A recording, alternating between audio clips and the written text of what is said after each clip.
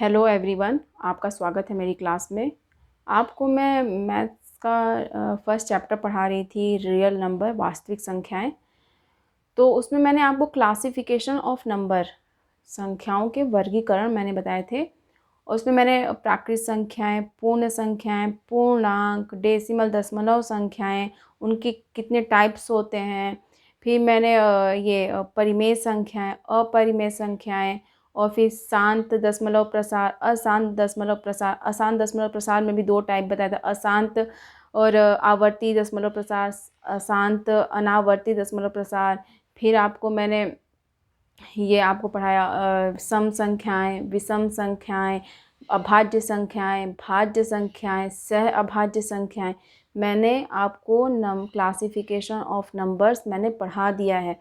अगर नहीं देखा है वो क्लासेस तो प्लीज़ देख लीजिए, क्योंकि अगर आप सोच रहे हैं कि ये आपके चैप्टर में तो है नहीं क्लासिफिकेशन ऑफ नंबर, तो आपको ऐसा लग रहा है कि ज़रूरत नहीं है, तो आपकी गलतफहमी है, क्योंकि इसकी ज़रूरत है, आपको ज़रूरत पड़ेगी। क्योंकि जब भी आप क्वेश्चंस करेंगे किसी न किसी नंबर सिस्टम की, किसी न किसी क्लासिफिकेशन और नंबर का, उसमें क्वेश्चन में दिया ही रहेगा। उस क्वेश्चन को पहले आपको समझना है, उस क्वेश्चन में क्या बोल रहा, उसके लिए आपको नंबर सिस्टम, मतलब कि आपको नंबर्स की पहचान होनी चाहिए, किस प्रकार का ये नंबर बोल रहा है, किस प्रकार की संख्या के बारे में बात कर रहा है, वो चीज़ आपको पता होनी चाहिए।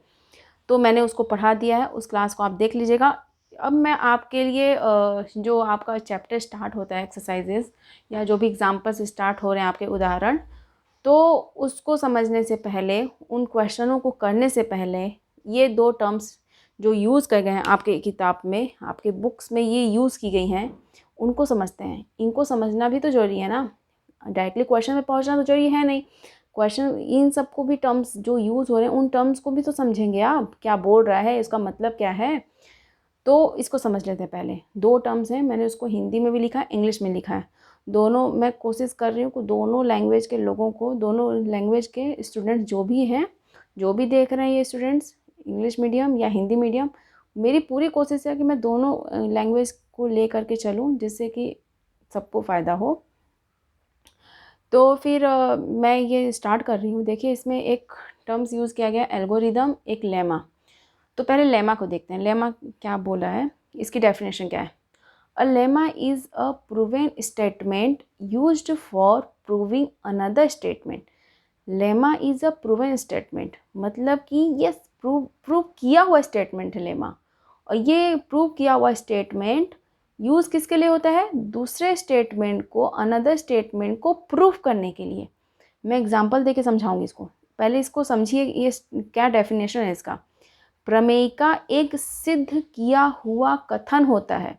प्रमेय का सिद्ध किया हुआ कथन होता है और इससे एक अन्य कथन को सिद्ध करने में प्रयोग करते हैं।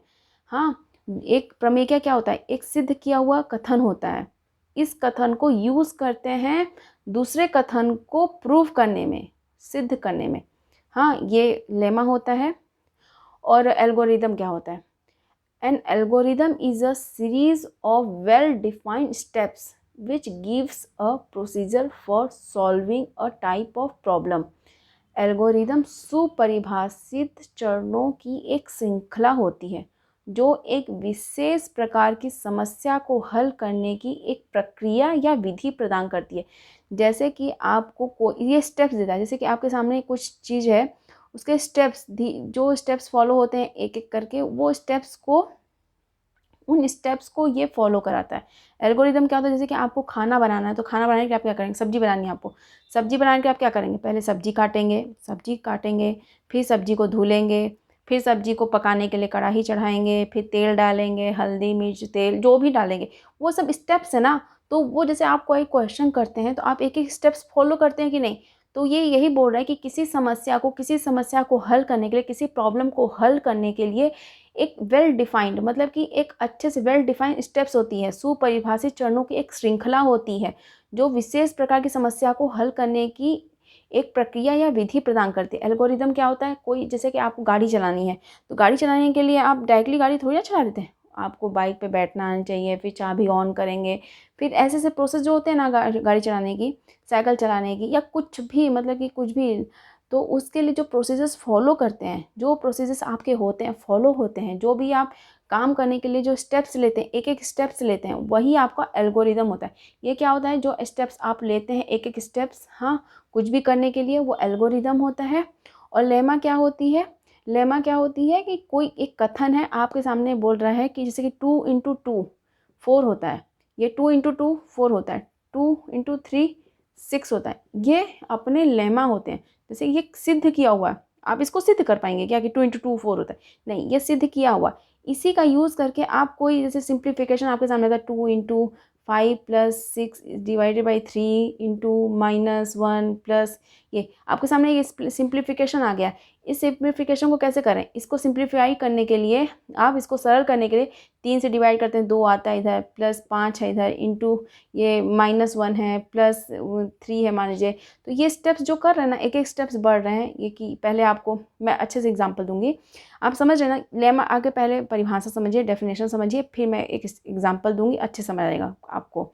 लेमा क्या होता है, जो कि सिद्ध किया हुआ कथन होता है। प्रमेयिका क्या होता है, आप प्रमेय को यूज़ करके, कोई क्वेश्चन आपके सामने आता है तो बोलते हैं इस प्रमेय को यूज़ कीजिए, प्रमेय को सिद्ध किया हुआ, ये प्रमेय सिद्ध है, इस प्रमेय में नहीं बदल सकते। जैसे आपके सामने आ गया, सूरज किधर से उगता है, पूरब से उगता है, पश्चिम से डूबता है, तो इसको सिद्ध करेंगे क्या आप, ये तो ऑलरेडी सिद्ध किया हुआ है, इसको तो सिद्ध नहीं कर, ये चीज़ें क्या है कि सिद्ध की हुई हैं। हाँ, तो प्रमेय का क्या होता है कि सिद्ध किया हुआ कथन होता है। इस कथन को यूज़ करके, प्रमेयिका को यूज़ करके आप कोई क्वेश्चन दूसरा सॉल्व करते हैं।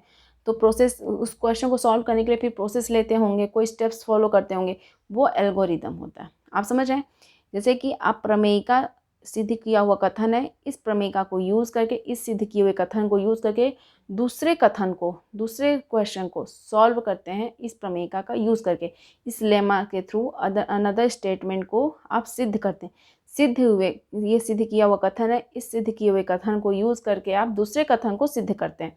एल्गोरिदम क्या होता है, एल्गोरिदम एक तरह से समझिए स्टेप्स होते हैं। जैसे आप कोई काम करते हैं तो उसके लिए कौन कौन से स्टेप्स लेते हैं, कौन कौन से चरण आप लेते हैं, सुपरिभाषित चरण, तो कौन कौन से स्टेप्स को फॉलो करते हैं। कोई चीज़ करने के लिए आप, अगर आपको कुछ काम करना है तो एक एक स्टेप्स लेते हैं ना, कि कोई काम करने के लिए, तो समझिए कि एल्गोरिदम कोई स्टेप्स लेता है। जैसे कि N algorithm is a series of well defined steps which gives a procedure for solving a type of problem. तो किसी भी समस्या को हल करने के लिए जो भी हम चरण लेते हैं, उस प्रक्रिया या उस हल करने की एक प्रक्रिया या विधि है। कोई भी काम करने की एक प्रक्रिया है, वो विधि है। तो ये दोनों आप टर्म्स समझ गए जो आपके बुक में यूज़ किए गए हैं, कि प्रमेय को यूज़ करके कीजिए, और एल्गोरिदम क्या होता है, जितने भी आप स्टेप्स लेते हैं। अब इसको मैं एक एग्जांपल के थ्रू बताती हूँ, अच्छे से आप ज़िंदगी में कभी नहीं भूलेंगे, मैं ऐसे समझा दूँगी इसको। आप क्या होता है ना, देखिए ये सब वर्ड्स ना, आप सोच रहे हैं कि आपको समझने की क्या ज़रूरत है, ये सब की ज़रूरत है। क्या होता है ना कि कभी कोई चीज़ पढ़िए आप, तो ऐसे पढ़िए कि जैसे कि उस चीज़ को ना अच्छे से समझने की कोशिश कीजिए। ऐसा नहीं कि सिर्फ नाम के लिए पढ़ के ख़त्म कर दीजिए चैप्टर को, नहीं, उसको अच्छे से समझने की भी कोशिश कीजिए। तो मैं बताती हूँ, जैसे आपने एक बॉड मास रूल पढ़ा होगा, बॉड मास रूल पढ़ा होगा ना, तो पता नहीं कौन सी क्लास में आपने पढ़ा होगा, बट पढ़ा तो है, बॉड मास रूल पढ़ा है ना, प्लस माइनस डिवीज़न कैसे करते हैं। तो ये बॉड मास जो है रूल हमारे लिए क्या है, BODMAS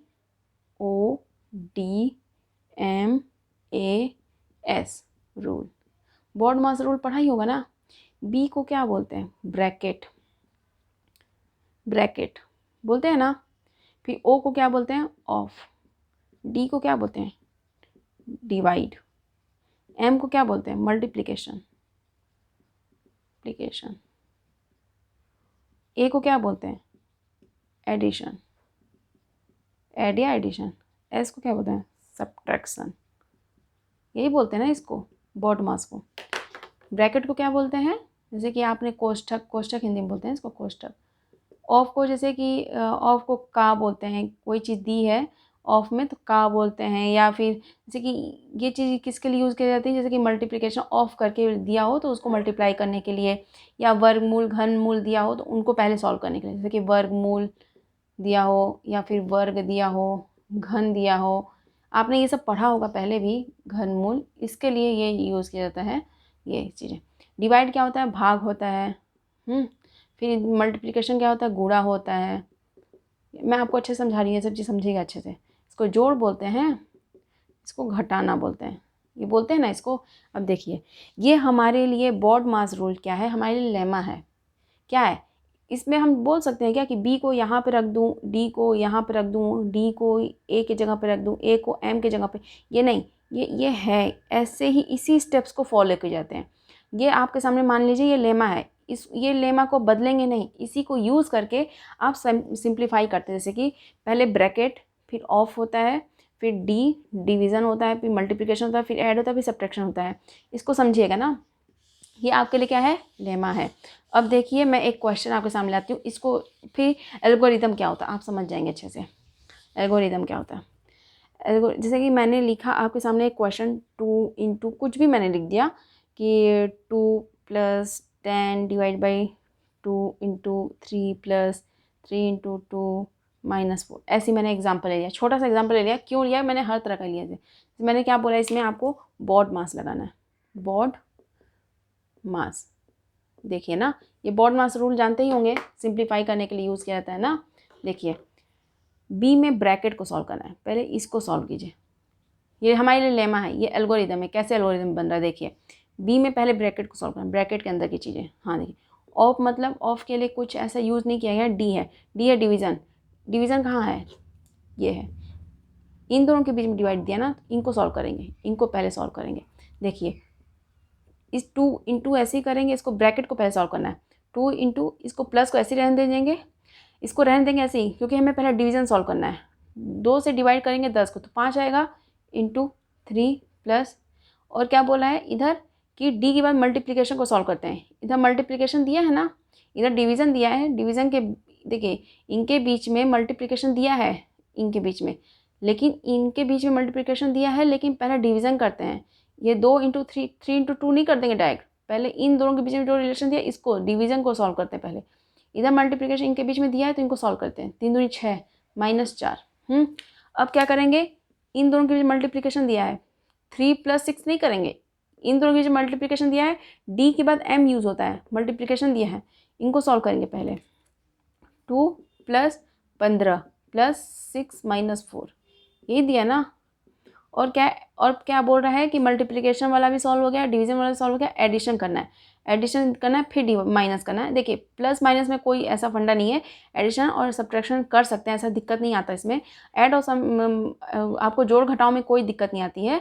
बस ये है कि मल्टीप्लिकेशन और डिवीजन दिया हो तो उस टाइम पे आपको बहुत ध्यान देना है। इसमें क्या है कि आप 6 में से 4 पहले घटा देंगे या इन तीनों को पहले जोड़ देंगे, कोई डिफरेंस नहीं आता है। अब देखिए, ब्रैकेट को ही सॉल्व करना है। 15 दिया है, 15 2 17 और 6 6 12 1 13 23 23 -4, यही दिया ना। फिर 19 आ जाएगा। फिर ये ब्रैकेट वाला हुआ ना, ये बाहर है। अब ब्रैकेट वाला पूरा सॉल्व कर लिए, फिर बाहर के चीज़ों से इसको मल्टीप्लाई कर देंगे। 19 दूनी 38। ये हमारे लिए क्या है, ये मैंने जो प्रोसेस लिया, ये स्टेप्स फॉलो किए ना। अगर इस स्टेप्स में मैं नहीं गई, इस लेमा को यूज़ करके मैं इसी स्टेप्स को फॉलो नहीं की, तो मेरा आंसर गलत आ सकता था। मैं 3 दूनी 6 पहले कर दी होती, 3 दूनी 6 इधर कर दी होती, या 4 में से 2 को माइनस घटा दी होती, या 2 + 10 कर दी होती। तो अगर इसको मैंने फॉलो नहीं किया होता तो मेरा क्या आंसर सही आया होता है क्या, कभी नहीं आता। तो ये हमारे लिए इसको यूज़ करके, इस लेमा को यूज़ करके मैंने एक एल्गोरिदम लिया। क्या लिया, एक एल्गोरिदम। ये एल्गोरिदम है, ये मैं steps, well defined steps, well defined इसको क्यों बोलते हैं, क्योंकि हमने सही सुपरिभाषित चरण लिया। सुपरिभाषित चरण नहीं कि मैंने अपने मन का 2 + 10 कर दिया, 12 पहले ही कर दिया। सुपरिभाषित मतलब कि परिभाषित, पहले से परिभाषित, सुपरिभाषित चरण को मैंने, ये स्टेप्स है ना, ये पहला चरण, ये दूसरा चरण, ये तीसरा चरण, ये चौथा चरण, ये हमारे चरण से स्टेप्स हैं, ये हमारे स्टेप्स हैं। तो ये स्टेप जो फॉलो कर रही हूँ मैं, ये एल्गोरिदम ही तो कर रही हूँ, एल्गोरिदम ही तो है हमारे लिए। ये स्टेप्स पहले आएगा, फिर ये स्टेप्स आएगा, फिर ये स्टेप्स आएगा, फिर ये स्टेप्स आएगा, फिर ये स्टेप्स आएगा। ये क्या है, एल्गोरिदम ही तो है। और एल्गोरिदम जो यूज़ कर रही हूँ, इस एल्गोरिदम को मैं जो ये कर रही हूँ एल्गोरिदम, ये एल्गोरिदम कहाँ से यूज़ कर रही हूँ, इस प्रमेय से तो यूज़ कर रही हूँ। जो हमारा प्रमेय है, प्रमेयिका है, जो हमारा लेमा है, इसी लेमा को यूज़ करके ये पहले से डिफाइंड है। ये पहले से ना अपना सिद्ध किया हुआ कथन है कि यही इसी को यूज़ करना। इस सिद्ध किए हुए कथन को लेकर के मैंने इस एल्गोरिदम को मैंने वो किया, सॉल्व किया। तो आप समझ रहे होंगे कि क्या है लेमा और एल्गोरिदम। क्या है, इनके बीच में आप रिलेशन देख रहे हैं, कोई चीज़ आपको पहले से पता है, सिद्ध की हुई है, इस सिद्ध हुई कथन को यूज़ करके आपने एक एल्गोरिदम के थ्रू आपने सॉल्यूशन किया, सॉल्व किया, एक समस्या को, एक प्रॉब्लम को आपने बॉड मास मतलब कि एक लेमा को यूज़ करके आपने एल्गोरिदम के थ्रू एक एक स्टेप्स ले करके, वेल डिफाइंड स्टेप्स को ले करके आपने प्रॉब्लम को सॉल्व किया। तो मुझे उम्मीद है कि आपने ये समझा, दोनों दोनों चीज़ें, दो वर्ड्स आपके जो टर्म्स यूज़ किए गए बुक में, एक लेमा, एक एल्गोरिदम, एल्गोरिदम और लेमा आपको बिल्कुल अच्छे से क्लियर हो गया होगा। देखिए, ये ना आप सोच रहे हैं कि वर्ड्स टर्म्स को इतना क्यों मैं अच्छे से डिटेल में समझा रही हूँ, क्योंकि देखिए कभी कभी चीज़ें ना आपके दिमाग में आनी चाहिए, ये वर्ड यूज़ किया गया, टर्म्स यूज़ किया, इसका मतलब क्या है। तो मुझे उम्मीद है कि आपको चीज़ें समझ आई होंगी। तो इस क्लास में सिर्फ इतनी छोटी सी रखती हूँ। अब एक्सरसाइज मतलब कि आपके जो टॉपिक्स हैं मैथ्स में, अब वो मैं उसको अब पढ़ाना स्टार्ट करूँगी। अभी तक जो पढ़ाई इंट्रोडक्शन दी, अच्छे से क्लियर की, चीज़ें समझ आई होंगी आपको। अब मैं आपको अच्छे से स्टेप बाय स्टेप्स एक एक चैप्टर लेते जाऊँगी और समझाती जाऊँगी। तो मेरी पूरी कोशिश रहेगी अच्छे से समझाने की। अगर नहीं समझ आ रहा तो आप लोग मुझे कमेंट करके ज़रूर बताइए। कोई प्रॉब्लम अगर आपको नहीं समझ आ रही है, कि क्लियर नहीं हो रही कोई टर्म्स, तो आप मुझे ज़रूर बताइएगा, कमेंट कीजिएगा, मैं समझाने की पूरी कोशिश करूँगी अपनी। तो इस क्लास में सिर्फ इतना ही। Thank you so much.